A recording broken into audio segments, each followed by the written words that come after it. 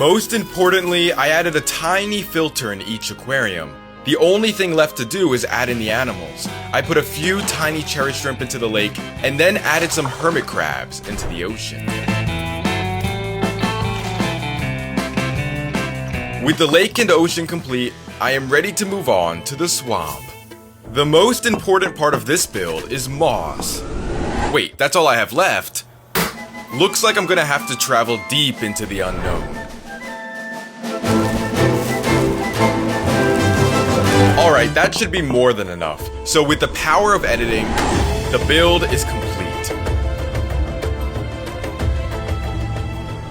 It is the perfect home for a Pac-Man frog.